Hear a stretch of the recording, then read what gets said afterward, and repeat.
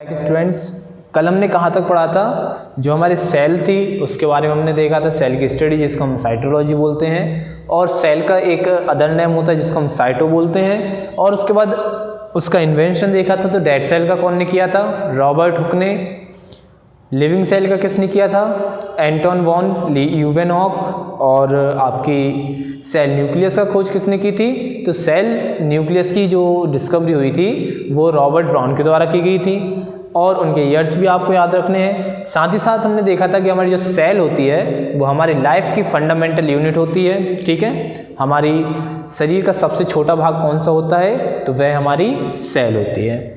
उसके बाद आज हम उसी टॉपिक को आगे बढ़ाते हुए आज हम देखेंगे सेल मेम्ब्रेन क्या होती है, सेल वॉल क्या होती है, माइटोकॉन्ड्रिया क्या होता है, वॉक्यूल्स क्या होते हैं, और उसमें कुछ बातें और हैं कि स्मॉलेस्ट सेल क्या होती है। तो जब भी स्मॉलेस्ट सेल के बारे में बात होती है कि सबसे छोटी सेल किस चीज़ में पाई जाती है, तो वो माइक्रोप्लाज्मा में पाई जाती है। और बिगेस्ट सेल यदि पूछी जाए कि सबसे बड़ी सेल किस में पाई जाती है, तो वो ऑस्ट्रिच के अंडे की जो सेल होती है वह सबसे बड़ी होती है। और यदि इंसानों में इसकी बात की जाए कि भाई इन ह्यूमन सबसे बड़ी सेल क्या है, तो सबसे बड़ी सेल जो होती है वह न्यूरॉन सिस्टम की होती है। हमारा जो न्यूरॉन सिस्टम होता है इसको नर्वस सिस्टम भी कहा जाता है। ठीक है, तो न्यूरॉन सिस्टम की जो सेल होती है, तो यहाँ आप ध्यान से देखें न्यूरॉन सिस्टम। अब न्यूरॉन सिस्टम में कौन सी सेल पाई जाएगी? तो वो होती है न्यूरॉन सेल, यानी कि नर्वस सेल।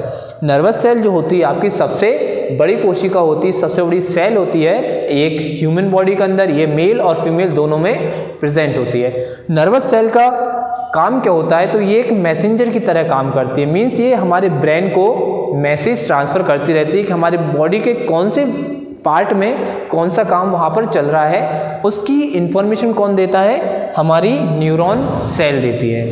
क्लियर है? न्यूरॉन सेल कहाँ से कहाँ तक होती है? तो ये आपके पैर से लेकर आपके ब्रेन तक पूरी ऐड होती है। और यहाँ पर एक चीज़ है कि न्यूरॉन सेल में कभी भी सेल डिवीज़न नहीं होता। यदि बाय चांस न्यूरॉन सेल में सेल डिवीज़न हो गया, तो जहाँ पर भी वह डिवीज़न हुआ है उस पार्ट में आपको कुछ भी समझ में नहीं आएगा कि आपका हो क्या रहा है। जैसे हमने देखा है कई टाइम पे बहुत सी बार ऐसा होता है कि जैसे ऑपरेशन वगैरह होता है या फिर आपके बॉडी के कोई पार्ट को काट कर अलग करना होता है, तो उस टाइम पे डॉक्टर आपको एक इंजेक्शन लगाता है जिसको हम नॉर्मल लैंग्वेज में क्या बोलते हैं कि उस भाग को उसने क्या कर दिया, उस पार्ट को सुन्न कर दिया। ठीक है, तो उसका मतलब क्या होता है कि वो जो इंजेक्शन लगाता है उससे उस एरिया की जो न्यूरॉन सेल होती है वो डीएक्टिवेट हो जाती है। समझ रहे हैं आप? जो इंजेक्शन लगाता है, जिस पार्ट को अलग करना होता है हमारे बॉडी से, तो क्या होता है उस टाइम पे जो डॉक्टर ने इंजेक्शन लगाया है उससे क्या होता है, उस एरिया की जो न्यूरॉन सेल होती है वो डीएक्टिवेट हो जाती है। अब न्यूरॉन सेल के डीएक्टिवेट हो जाने से उस एरिया में क्या हो रहा है, ये आपके ब्रेन को कुछ भी मैसेज नहीं मिल पाता। अब ब्रेन को मैसेज नहीं मिलता तो हमें दर्द का एहसास नहीं होता। ठीक है, तो हमारी जो न्यूरॉन सेल है वो सबसे इम्पोर्टेंट होती है हमारे लिए, क्योंकि यदि न्यूरॉन सेल में कहीं भी सेल डिवीज़न हुआ, उस एरिया में होने वाले किसी भी प्रकार की एक्टिविटीज़ के बारे में हमें कोई भी जानकारी नहीं मिल पाएगी, क्योंकि हमारा जो ब्रेन है उसका कनेक्शन सीधा सीधा हमारे न्यूरॉन सेल से होता है। यदि हमारे न्यूरॉन सेल में ही, जैसे सपोज करो हमारे हाथ है और हमारे हाथ के यदि कुछ पार्ट को यदि अलग करना है या उसमें कोई ऑपरेशन वगैरह करना है, तो क्या होगा, उसमें इंजेक्शन लगा देते हैं। तो इंजेक्शन के द्वारा क्या होता है, हमारा वो पार्ट पूरा क्या होता है, सुन्न हो जाता है। वो सुन्न नहीं होता, बल्कि वहाँ की जो न्यूरॉन सेल होती है उसको एक प्रकार से डीएक्टिवेट कर दिया जाता है। अब न्यूरॉन सेल जब डीएक्टिवेट हो गई तो क्या होगा, वहाँ की कोई भी एक्टिविटीज़ हमारे ब्रेन तक मैसेज नहीं पहुँचेगा, तो हमें वहाँ पर दर्द का एहसास नहीं होता है। ये आपको क्लियर है? आप समझ गए कि न्यूरॉन सेल क्या होती है, न्यूरॉन सेल का वर्क क्या होता है। तो न्यूरॉन सेल का वर्क होता है कि यह क्या होती है, एक मैसेंजर होती है हमारे ब्रेन के लिए। ये क्या करती है, कंटिन्यूसली मैसेज को ट्रांसफर करती रहती है। अब हम यहाँ से थोड़ा ऊपर चलते हैं, हमारा पॉइंट नंबर 1 देखते हैं, सेल मेम्ब्रेन। तो जैसे आपने देखा है, जैसे हम खुद को देखें, हमारे शरीर को देखते हैं, तो हमारे शरीर में क्या है, सबसे पहले हमारी स्किन है, स्किन के बाद क्या है, हमारी बोन्स हैं, और बोन्स के बाद क्या है, यदि हमारी चेस्ट की बात करें तो सबसे पहले स्किन दिखती है हमें। स्किन के अंदर क्या रहता है, हमारा फैट रहता है, बसा। ठीक है, फैट जिसको वसा बोला जाता है। और उस फैट के अंदर क्या होती है, हमारी बोन्स होती हैं, और बोन्स के अंदर क्या होते हैं, हमारे जितने भी ऑर्गन हमारे चेस्ट के फाउंड होते हैं वो सारे ऑर्गन्स क्या होते हैं उस चेस्ट मतलब बोन्स के अंदर होते हैं, ठीक है, मतलब बोन्स के बाद हमारे ऑर्गन्स का नंबर आता है। तो उसी टाइप से सेल जो है, सेल के ऊपर स्टार्टिंग में सबसे पहले क्या होती है, सेल की एक मेम्ब्रेन होती है, और उस सेल मेम्ब्रेन क्या करती है, तो उस सेल के अंदर जो सेल के ऑर्गन्स होते हैं उन सबको प्रोटेक्ट करने का काम करती है, ठीक है। सेल मेम्ब्रेन क्या होती है, सेल मेम्ब्रेन जो सेल के अंदर प्रेजेंट जितने उसके ऑर्गन्स हैं उन सबको प्रोटेक्ट करने का काम करती है। तो सेल मेम्ब्रेन के अंदर जो ऑर्गन्स है उसके लिए हम नेक्स्ट वीडियो में बात करेंगे, उसकी नेक्स्ट वीडियो में डिस्कस करेंगे। उसके बाद हम देखते हैं सेल वॉल को, ठीक है। तो सेल वॉल क्या होती है, देखो सेल मेम्ब्रेन जो होती है वो इंसानों में पाई जाती है, इन ह्यूमन बीइंग्स, ठीक है। और सेल वॉल जो होती है वो क्या होती है, हमारी प्लांट्स में पाई जाती है। इसका आकार जो होता है, इसका साइज जो होता है वो क्या होता है, बड़ा होता है, और सेल मेम्ब्रेन का साइज हमारी सेल के कंपैरिजन में छोटा होता है, ठीक है।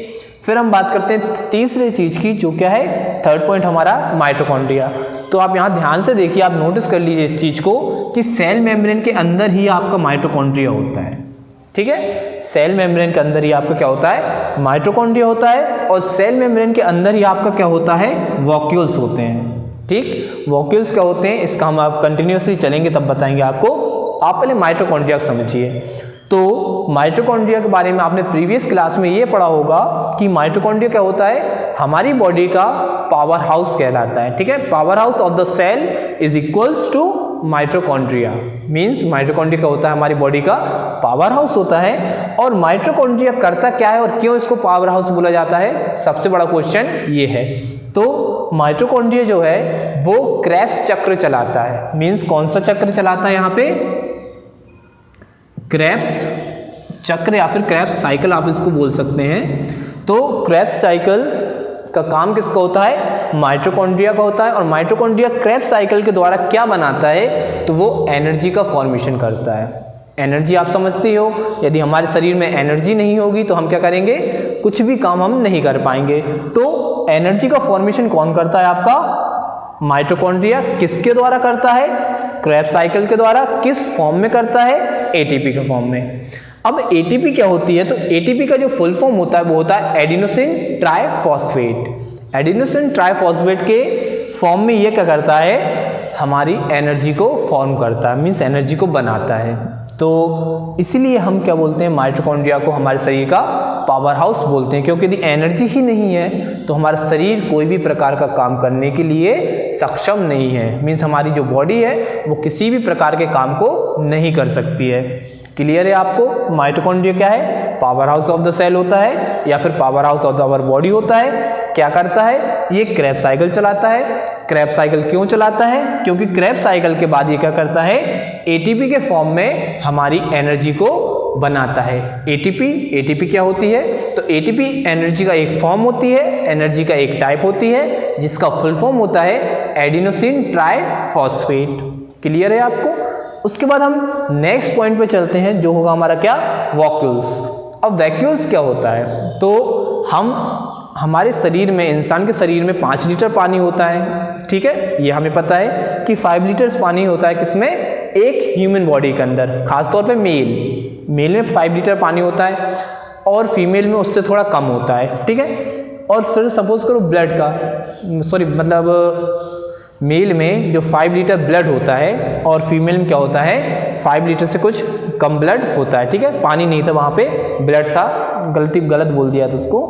तो अब जो 5 लीटर हमारा खून है और बाकी का हमारे शरीर में क्या होता है, पानी होता है, टोटल पानी होता है, और 5 लीटर क्या होता है, हमारा खून होता है। तो जब हमें एक्सीडेंट वगैरह होता है तो क्या होता है, हमारे शरीर से ब्लड निकलता है, ना कि हम वाटर निकलती है। अब आप बताइए, यदि हमारे शरीर में हम सपोज करते हैं कि टोटल दोनों का अमाउंट 100 है, 100 लीटर है, ठीक है, जिसमें से 5 लीटर हमारा ब्लड है और 95 लीटर जो बाकी का है वो क्या है, हमारा वाटर है। तो ज़्यादा क्या है, यहाँ पर वाटर है। लेकिन जब हमारा एक्सीडेंट हो जाए या कुछ भी हो हमारे साथ, तो हमारे शरीर से हमेशा ब्लड निकलता है। भाई ब्लड हमारे पास 5 लीटर है लेकिन निकलेगा क्या, ब्लड ही निकलेगा। अब उसका कारण क्या है, हमारे जो बॉडी का maximum part of water means हमारी बॉडी का जो मैक्सिमम अमाउंट होता है पानी का, वाटर का, वो कौन एब्जॉर्ब कर लेता है, वॉक्यूल्स उसको एब्जॉर्ब कर लेती है।